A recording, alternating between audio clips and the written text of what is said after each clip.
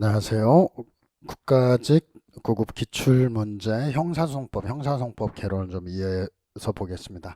형사소송법 개론 같은 경우는 형사소송법하고 5문제 차이에 지금까지는 통상 10문제가 차이 났었는데 이번에는 5문제 차이로 거의 대동소이하게 나왔습니다. 그래서 먼저 국가직 형사소송법을 먼저 보겠습니다. 1번 옳지 않은 것과 관련해서 형사사건으로 외국에서 미결구금 받은 것은 국내에서 미결구금으로 볼 수 없어서 산입 대상이 아니라는 게 판례고요. 2번과 관련해서 불신검문 당시 여러 사정을 종합적으로 검문자가 경찰관이고 범죄 행위에 관한 것임을 충분히 알고 있었다면 신분증 제시가 없어도 위법이 아니다. 사실은 이게 판례 요지에 나오는데 이 전제 조건은 기본적으로 정복, 근무복을 착용하고 있는 게 전제가 돼야 되는데 시험에서 그 부분이 좀 빠지고 계속해서 나오고 있어요. 자, 그 다음에 그래서 일단 신분증을 제시하지 않아서도 위법이 아니다로 가야 될 것 같고, 그 다음에 판결과 관련해서 즉일 선고가 원칙인데 14일 이내 지정할 수도 있고요.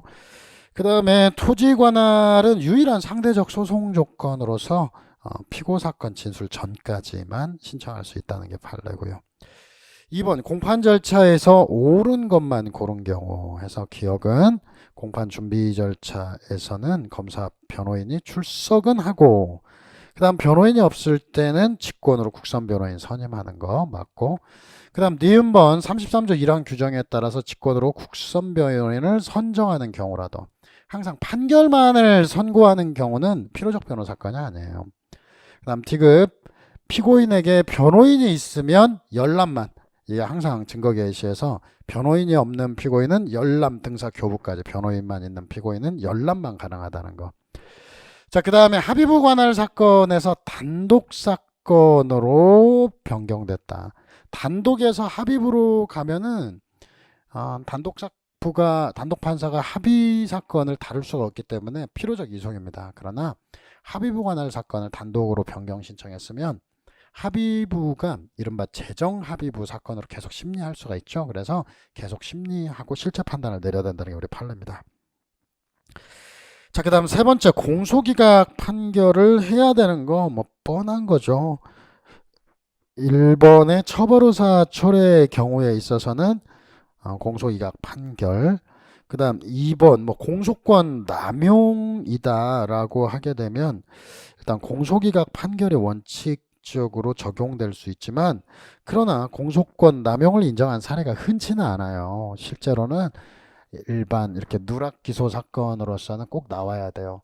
어떤 절도로 지명수배를 받았는데 절도한 차량을 무면허 운전한 것으로만 해서 징역형 6개월 실형을 내고 그 다음에 가석방을 내보내고 다시 긴급 재판, 그 사건 이외에는 공소권 남용을 쉽게 인정하지는 않아요. 근데 일단은 여기에서 문제 자체는 공소권 남용에 해당한다고 되는 경우라고 이렇게 돼 있죠. 그래서 일단 그렇고 1번 다시, 1번에서는 원래 아까 설명하다 말았는데 1심에서 유죄를 받았으나 항소심에서 처벌의사를 철회한 경우, 처벌의사 철회도 고소 취소와 마찬가지로 1심 선고 전까지, 그래서 항소심에서 처벌의사 철회를 했기 때문에 고소 취소 효력이 없고, 2번도 공소권 남용 주장한 거 원칙적으로 공소권 남용이면 공소기각 판결을 할 수 있겠지만 쉽게 인정하지 않는다.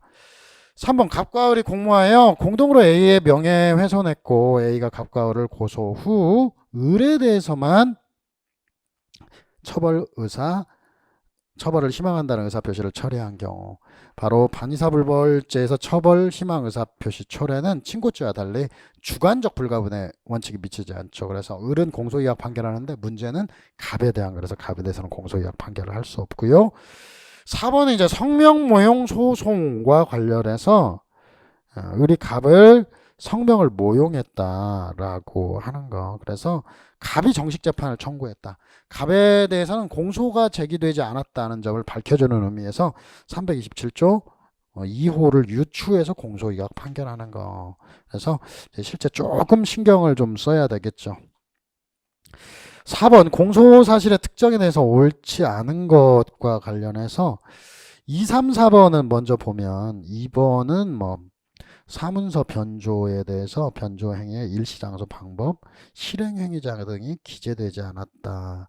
특정이 인정되지 않는다. 원래 이제 사본이 나와 있는 경우에는 좀 달려오지만 사본이 나와 있지 않은 경우에는 기본적으로 특정해서 이제 일시, 장소, 방법 이 세 가지를 중심으로 봐야 되는데 이게 전혀 기재가 안 돼 있다면 특정되지 않은 거고요. 반면에 이제 저작권 침해는 최신 판례예요. 특허권은 특허 번호를 등록해야 되는데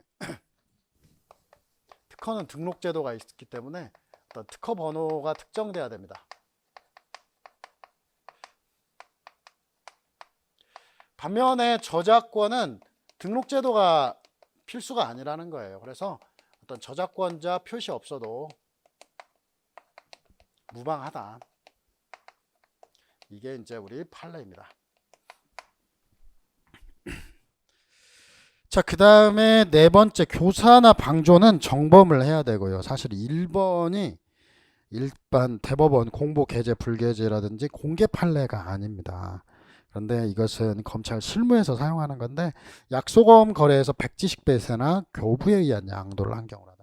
여러분 수표도 어음주, 그러니까 유가증권 중에 하나인데 약소금 같은 경우에는 이제 기본적으로 배서라고 해가지고 내 이름, 뭐 주민번호, 뭐 주소, 주민번호는 필수가 아니어도 이름하고 주소를 보통은 주민번호까지 통상 적죠. 이게 배서고요. 이렇게 이제 배서를 하게 되면 배서인은 책임을 지게 돼 있어요. 그 채무에 대해서. 근데 이걸 배서를 기명으로 하지 않고 이름을 없이 그냥 백지식 배서, 그냥 교부 이런 방법으로도 가능하대요. 이걸로도 가능합니다. 이게 이제 언제 많이 하냐면 어음을 할인할 때 할인업자한테 이렇게 갖다 주고 하는 거예요. 그럼 할인업자가 나중에 이제 넘겨줄 때 그때 배설을 한다든지 해가지고 쓰는 거예요. 아니면 자기 앞으로 배설을 해가지고 청구를 하는 건데 이렇게 됐을 때는 백지식 배서면 이름이 안 써 있잖아요. 상대방이 특정될 수 없어요. 상대방이 뭐 안 돼 있으니까 특정이 없어도 무방하고요. 피해자는 어떻게 될 것 같아요? 항상 어음 같은 경우는 피해자는 발행인이나 배서인, 백지식 배서니까 배서인은 없을 거 아니에요. 그래서 발행인으로 그냥 쓰지 않아도 발행인이 될 거예요. 그래서 약소금이 위조 약소금이 행사됐다. 그러면 그 발행인이 정주영 이름으로 위조를 해서 해놨다. 정주영이 나중에 갚아줘야 되니까 정주영이 피해자가 될 거고 이를 특정하지 않아도 특정이 인정되지 않는다는 것은 틀렸습니다. 5번 체포와 구속에 대해서 옳은 것만 고르면 1번 뭐 구금장소 경찰서 유치장으로 했는데 다른 곳으로 했다. 이렇게 구금장소의 임의적 변경은 위법하고 그 다음 니은 체포적 부심에서는 보증금 납입 석방 안 돼요. 보증금 납입 석방은 구속적 부심에서만 되고요.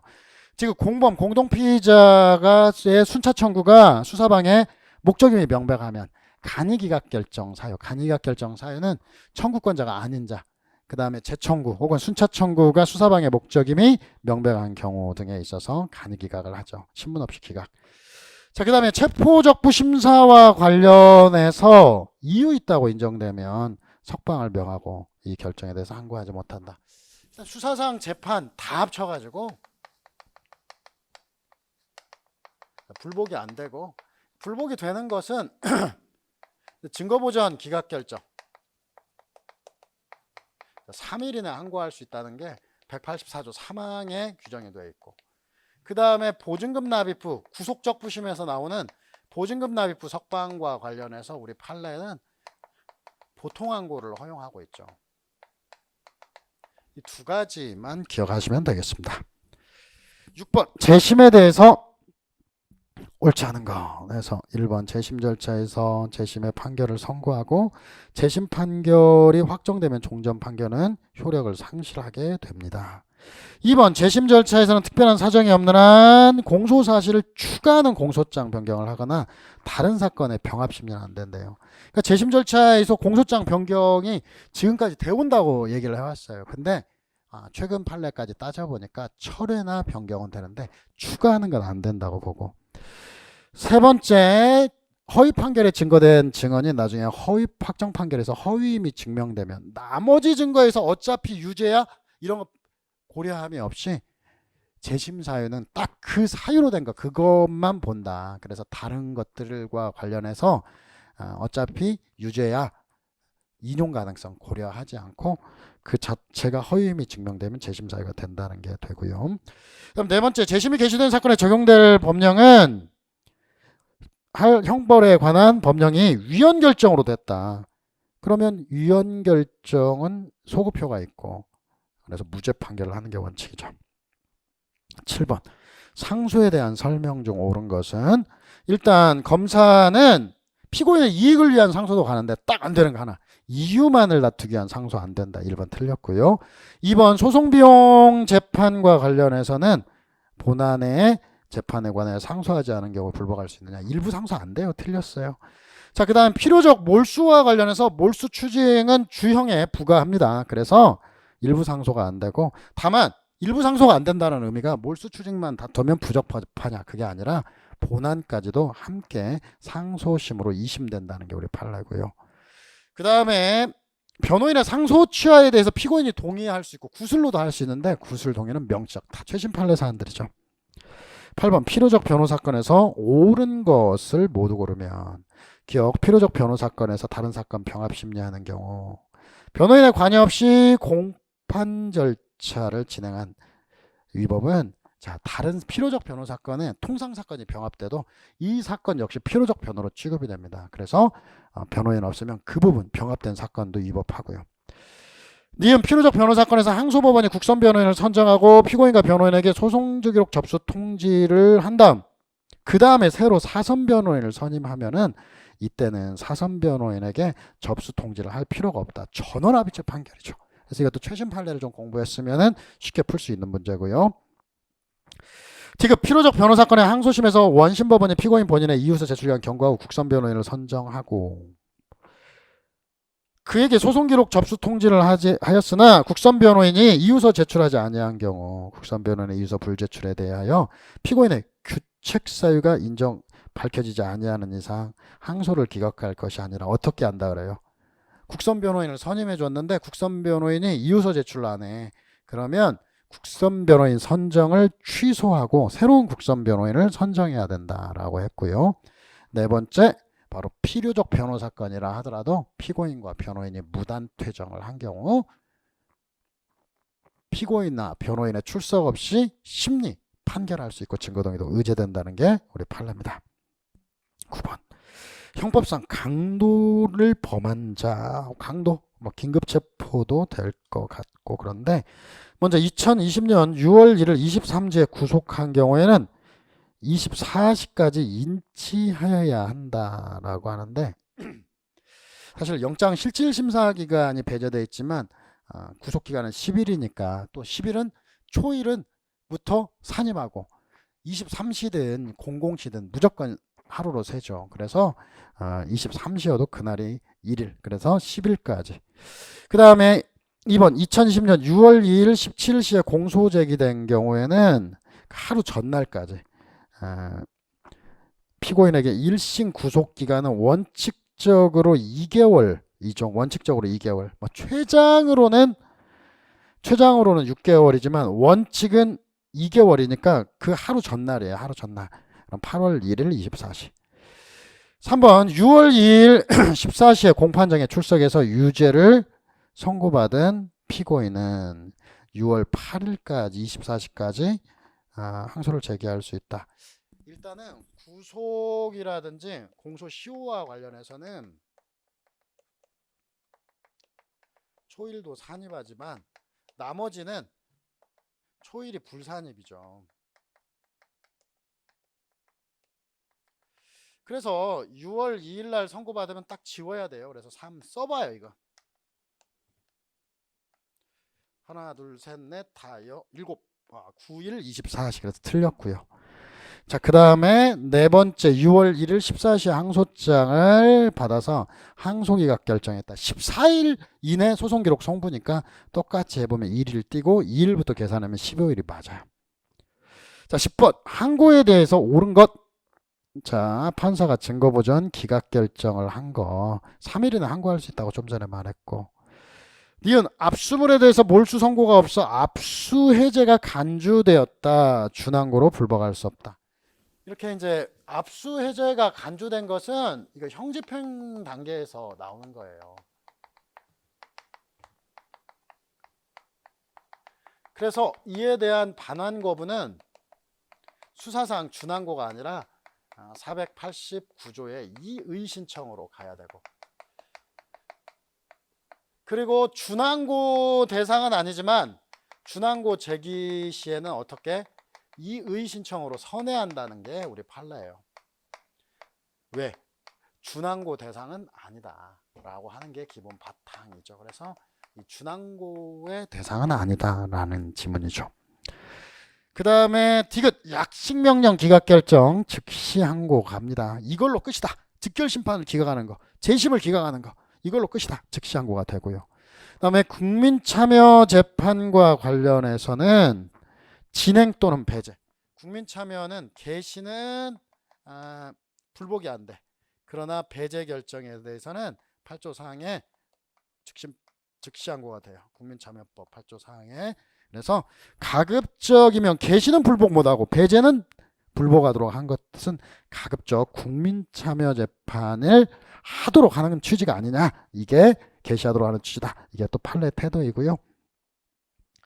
11번 옳지 않은 거. 1번 동일 사건에서 사물관할을 달리하는 수개 1심 법원이 계속됐을 때 합의부가 심판, 단독 판사는 공소기각 결정을 하는 게 원칙이지만 일단 이렇게든 저렇게든 단독 판사든 합의부든 뭐가 하나 확정됐다. 그러면 기판력이 최우선입니다. 그래서 기판력에 따라서 면소가 되고요.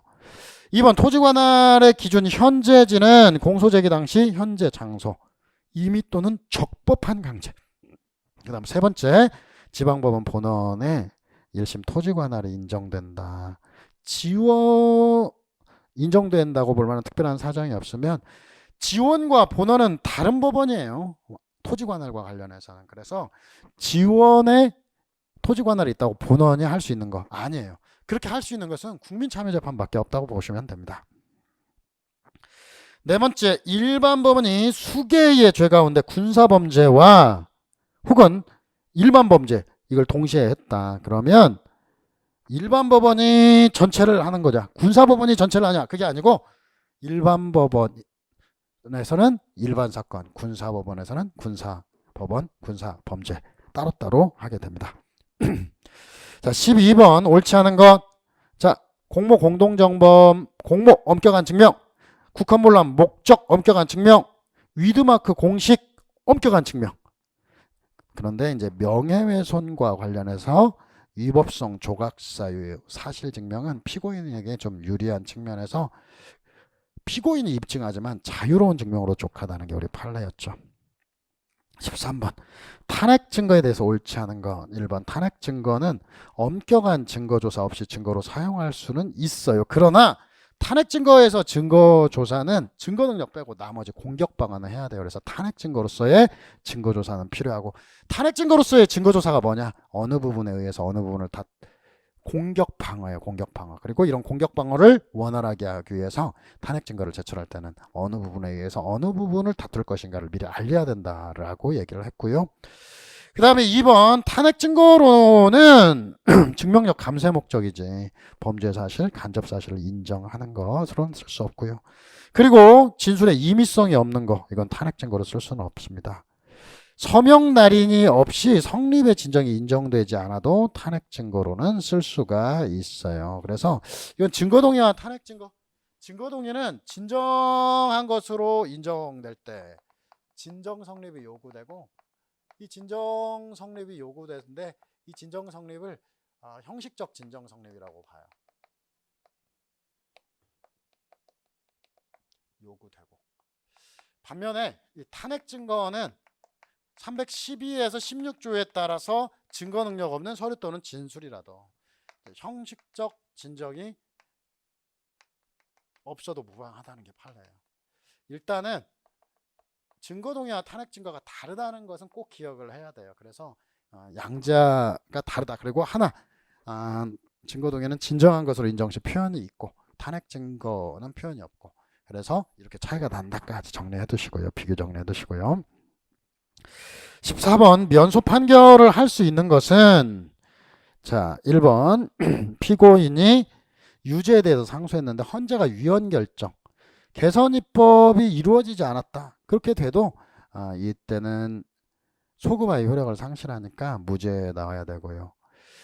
그 다음 2번 유죄 판결에서 형선고 효력을 상실케 하는 특별 사면이 있다. 이 특별 사면은 면소 사유가 아니에요. 그래서 특별 사면이 있다 하더라도 면소할 수가 없고 다만 실체 판결을 하는데 이 실체 판결과 관련해서 우리 판례는 형선고를 해서는 안 돼요. 불이익 변경 금지. 형선고 하지 아니한다. 이렇게 가야 돼요. 이제 유죄면 무죄면 그냥 무죄 가는 거고요. 무죄면 그냥 무죄로 가는데 유죄면은 불이익변경금지 원칙 형사소송법 439조에서 재심 절차에서 불이익변경금지 원칙을 규정하고 있죠. 그래서 형선고 아니한다. 그래서 기본적으로 이제 실체 판결로 가겠고요. 그다음 세 번째 외국에서 유죄 판결을 받고 확정된 후 우리나라에서 이제 필요적 감면, 감경 또는 면제, 기판력은 없다. 그리고 이제 혼인빙자 가늠 부분이 위헌이 되면서 남아있는 위계가늠.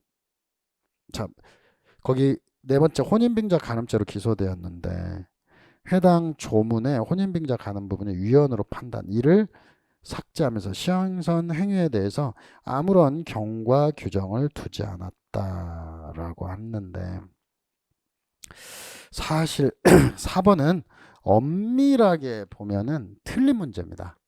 사실은 4번은 혼인빙자 가늠이 아니라 이 취지가 이런 걸 거예요. 혼인빙자 가늠이고 위계가늠이 조문에 나와 있어요. 근데 이 혼인빙자 가늠은 위헌 결정을 받았거든요.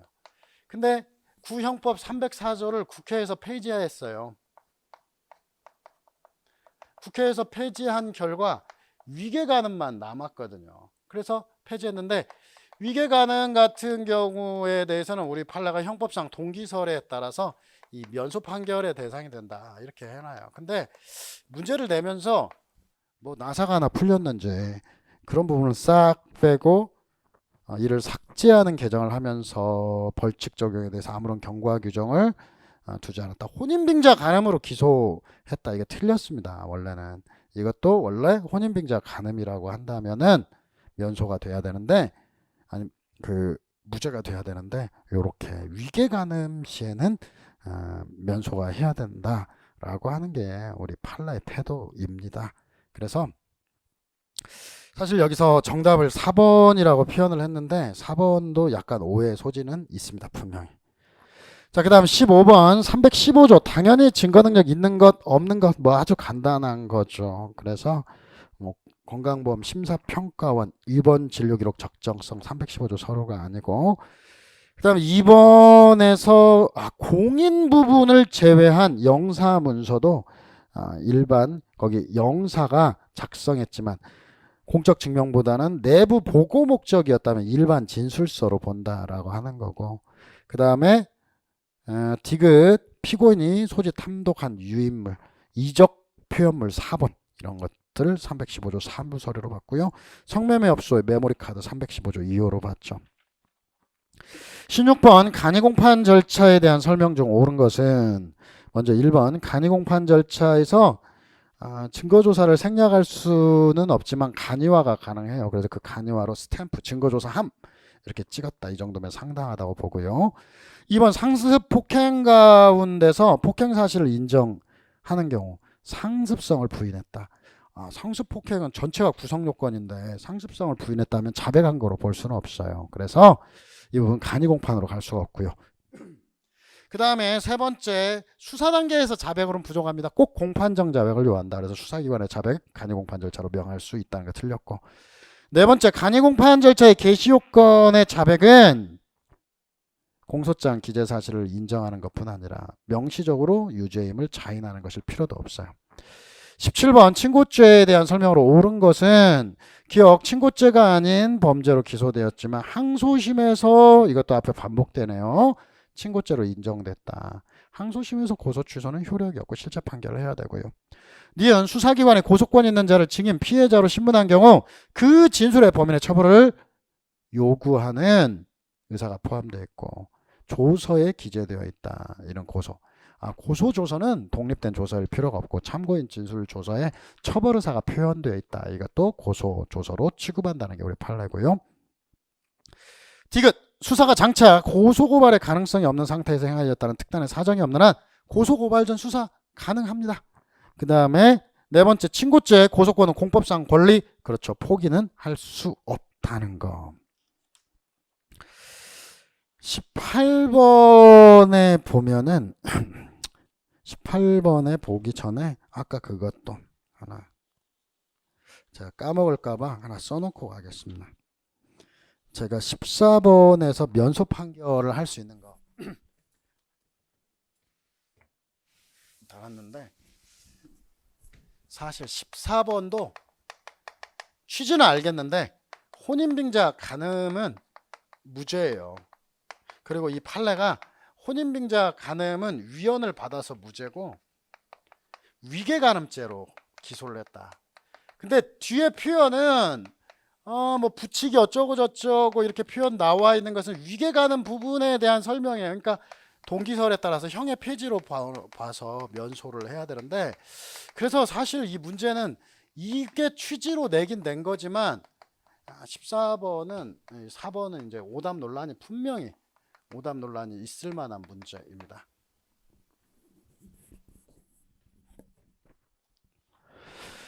자, 그 다음에 18번으로 가서 다음 중 옳은 것은 1번 형의 선고를 받은 자가 재판 해석 검사에게 하는 게 아니라 법원에 재판을 선고한 법원에 의의 신청을 할 수 있다. 488조. 2번 현행범 체포 당시 임의 제출 방식으로 압수된 피고인 소유 압수조서 중 압수경위란에 기재된 범행을 저지르는 현장에서 직접 목격한 사람의 진술이 포함되어 있다. 임의 제출이 위법하다 하더라도 압수조서 이것도 최신 판례죠. 압수조서에 특히나 목격자 진술이 있는데 이 목격자 진술이 누구냐면 체포한 사경의 진술이에요. 이것은 사경의 목격자 진술이 기재가 되어 있었다. 이 사안은 그냥 피고인 아닌 자의 진술서로 봐버립니다. 이 부분은.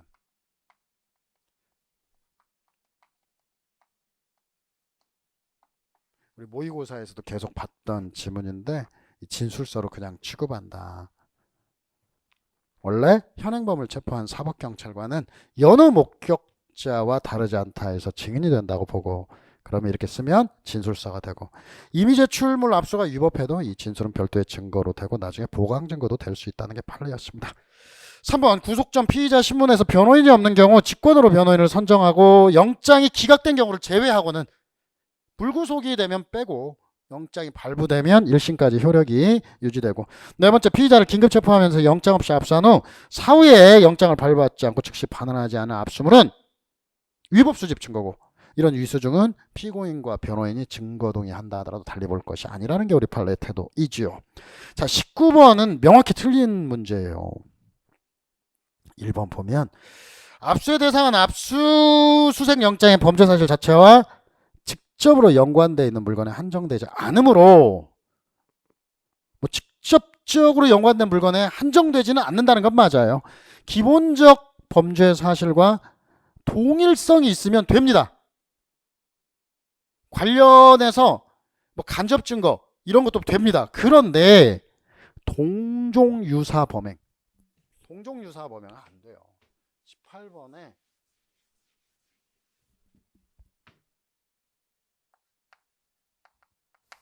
1번도 틀림. 제가 판례 거기 해놨잖아요. 동종유사는 안 된다는 게 명시적으로 요사만으로는 부족하다는 게 명시적인 판례입니다. 당연히 이제 4도 틀렸어요. 4번 먼저 보시면 4번도 18번이 아니라 19번이네요. 이 국가직 시험 몇 달 동안 시험 안 봤는데 이렇게 오류성 지문들을 계속 오류가 있는 지문들을 내는 게 좀 안타까운 일이에요. 19번에 4번에서 현행범죄법 범죄장소에서도 임의 제출이 가능한데 이렇게 임의 제출되면 사후영장이 필요 없다는 거 맞고요.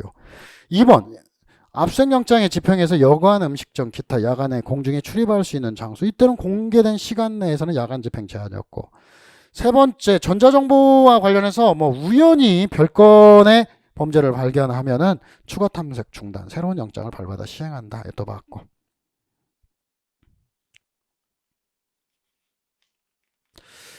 자, 그 다음에 20번 다음 설명 중 옳은 것만 모두 고르면 해서 1번 기억 무죄가 확정되어서 소송비용을 보상할 경우 보호3 소송비용 무죄 확정된 사실 안날로 3년 확정된 때로부터 5년 내에 해야 됩니다.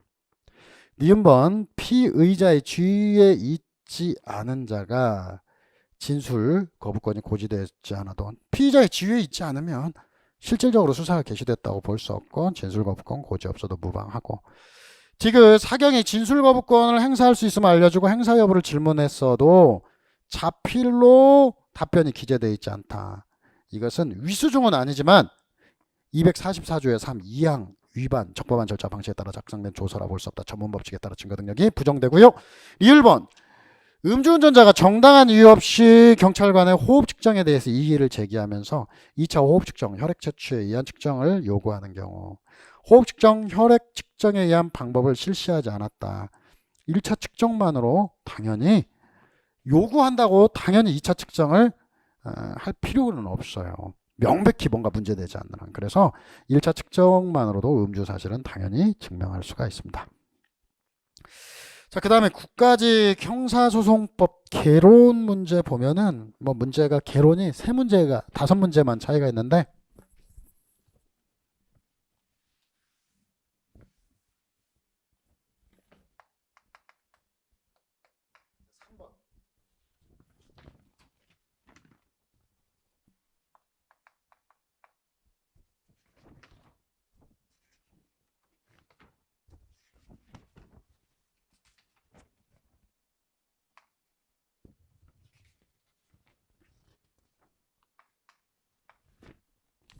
이렇게 5문제만 중복이 됩니다. 그래서 3번 먼저 보겠습니다. 증거와 재판에 대해서 옳은 것은 해서 3번에 1번 검사의 구형은 양형에 관한 의견 진술 기속되는 건 아닙니다. 당연히 기속되는 건 아니기 때문에 구형에 포함되지 않은 벌금형을 병과에도 위법이라 할 수가 없죠. 니은 2번 증거 능력 없는 증거도 구속요건 사실을 추인하는 간접사실, 직접사실, 보강하는 것 증명력을 보강하는 것은 엄격한 증명에 의해야 돼요. 그래서 증명력 감수의 보조 사실이 아니라 이렇게 증명력을 증강하는 것은 증거 능력 있는 증거로만 해야지 증거 능력 없는 증거로는 안 되고요. 3번 피고인이 증거로 함에 동의한 바 없는 공범 아닌 공동피고인에 대한 검사 작성 피신조서는 공동피고인의 증언에 의해서 성립의 진정이 인정되지 아니하는 증거로 할 수 없다. 원래 공범 아닌 공동피고인은 검사 피신 312조 사항으로 가야 되고요. 특히나 이렇게 312조 사항 등과 같이 적실특이든지 뭐든지 이런 증거 의견은 어떤 증인의 지위에서 해야 됩니다. 이 사람만 빼고 피고인이라든지 공범인 공피는 증인 적격이 없기 때문에 공피를 제외하고는 전부 다 증인의 지위에서 해야 돼요. 그래서 이 사람 선서 없이 성립의 진정 증거 의견을 말하지 않았다. 그러면 증거 능력이 없습니다. 네 번째, 법원이 적법화의 최종 심리를 종결한 후 증인을 하면 공판 심리를 제기하여 신문해야 되느냐? 변론 제기가 법원의 자유재량이기 때문에 변론을 제기해서 증인을 신문할 것인지는 법원의 자유재량이고요. 자, 그 다음 5번 문제 가겠습니다. 구속에 대한 설명으로 옳은 것은 1번 구속기간의 만료로 피고인에 대한 구속이 효력이 상실된 후 항소법원이 판결을 선고하면서 피고인을 구속한 거 실질적으로 재구속 이중구속이 됩니까? 아니죠. 바로 구속기간이 만료됐는데 판결 선고하면서 피고인을 구속을 했다. 새로운 법정 구속이고요. 그 다음에 뭐 이중구속 자체가 아니고 또 재구속금지 적용 대상도 아니고요. 2번 법원이 구속된 피고인의 구속집행 정지 결정을 함에 있어서 급속을 요하는 경우가 아니란 검사의 의견을 물어야 되지만 집행정지 결정에 대해서 즉시항고는 위헌. 오케이. 그 다음에 검사 청구할 수 없으니까 의견을 묻는데 급속을 요하는 경우는 제외 다 맞고. 3번 구속 사유가 소멸될 때는 법원은 직권, 검사, 피고인, 변호인의 청구에 대해서 구속 취소 결정을 한다. 그런데 자유형이 이미 구속 중인 피고인에 대해서 자유형 판결이 확정이 됐다. 구속의 취소를 하여야 된다. 여러분 자유형이 확정이 됐다면 어떻게 돼요? 형이 확정이 되면은 당연히 구속은 당연시로 됩니다. 그러면 이때는 어떻게 되냐면 형집행으로 전환한다는 거예요. 그러면은 형집행으로 전환하고 구속은 당연시로 되니까 이 구속 취소를 할 수가 없어요. 대상이 없어서 그냥 형집행으로 가는데 지금 구속 중이 아니란 말이죠. 네 번째, 수사 당시 긴급 체포되었다가 석방된 자 법원이 발부한 영장에 의해서 구속하는 건 위법하다. 틀렸어요. 긴영, 긴급 체포되었다가 석방된 자는 영장 없이는 다시 체포할 수 없다. 영장 받으면 체포 구속 가능하고요. 무엇보다도 공판 단계에서는 한 걸음 더 나아가서 공판 단계에서는 재구속 금지 그런 것들도 어떤 수사 조문들이 적용이 안 됩니다. 재구속 금지, 재체포 금지 그런 측면에서 영장 받고 구속하는 건 문제가 없어요. 자, 7번으로 가겠습니다. 상소의 포기 취하에 대한 설명으로 옳지 않은 것은 1번 피고인이 상소를 포기 후 포기의 무효를 주장하기 위해서 경과 전이라도 원래 상소 포기 무효 같은 경우에는 상소 절차 속행 신청으로 가능한데 어떤 상소 기간 중에는 상소의 포기 무효를 어떻게 다투죠? 무효라고 하는 것은 이제 상소를 제기하여서 제기 방식으로. 그래서 상소를 제기한 바 없기 때문에 이런 사람들이 상소 절차 속행 신청도 안 되고 상소 기간 중이기 때문에 상소 기간이 지난 다음에 하는 상소권 회복도 안 된다. 아주 유명한 문제이죠. 그래서 상소 제기를 하라는 게 우리 판례이죠. 그래서 1번 뭐 상소권 회복 청구 틀렸고. 자, 2번 사형 무기가 선고된 판결 상소 포기할 수 없다. 피고인이 포기할 수 없는 두 가지. 사형 무기 선고 시 상소 포기가 금지되고 약식 명령에 대한 정식 재판 청구가 포기가 금지됩니다. 그 다음 세 번째 변호인의 상소 취하 피고인의 동의가 없으면 효력이 없다. 피고인의 동의가 있어야 되고. 네 번째 피고인의 상소 취하가 차고에 기한 거 피고인에게 과실이 있으면 무효로 되지 않는다. 원래 절차적 형성행위가 무효로 되기 위한 거 착오로 의한 통상인의 판단으로 중대한 착오가 있고 귀책 사유가 없어야 되고 그 다음에 무효를 인정하지 않으면 현저히 정의와 형평에 반해야 된다라는 조건이 필요하죠. 그래서 귀책 사유가 없다면 교도 간에 잘못이 개입되었다 하더라도 무효로 되지 않습니다. 자, 그 다음 8번 필요적 변호 사건에 대해서 옳은 것만 모두 고르면 8번은 앞에 있는 거하고 똑같아요. 8번이 아니고 좀 다른 거 봐야 되겠네요. 8번은 형사소송법하고 똑같고요. 18번하고 20번이네요. 18번 보고. 자, 18번 기소와 재판에 대한 설명으로 옳지 않은 것은 1번 공소이악 판결은 불리약 재판 상소권이 없다. 그쵸? 공소이악 판결 불리한 재판이라고 할 수 없기 때문에 무죄 주장 상수 안 되고. 2번 공소 사실의 동일성이 인정되지 않고 실체적 경합관계에 있는 거 일부를 빼는 거. 이때 전부 일부를 처리하는 공소 취소에 따라 공소이악 결정이 확정된 때도 마찬가지다. 포괄일죄로 기소된 공소사실 중 일부에 대해서 공소장 변경 방식으로 이루어진 일부 철회가 있는 경우 그 범죄 사실에 대해서도 다른 중요한 증거를 발견하지 않는 한 재기소할 수 없다. 뭔 소리 하는 거예요? 이 공소 취소가 아니라 앞에하고 좀 다른 게 공소 취소가 있으면 재기소 금지가 되는데 공소 사실에 대해서 일부 철회가 있다. 포괄일죄에서. 그러면 이건 그냥 공소장 변경이고요. 이런 공소장 변경에 대해서는 이제 공소 취소 후 재기소 금지 적용이 안 됩니다. 라고 하는 뭐 그냥 간단한 내용입니다.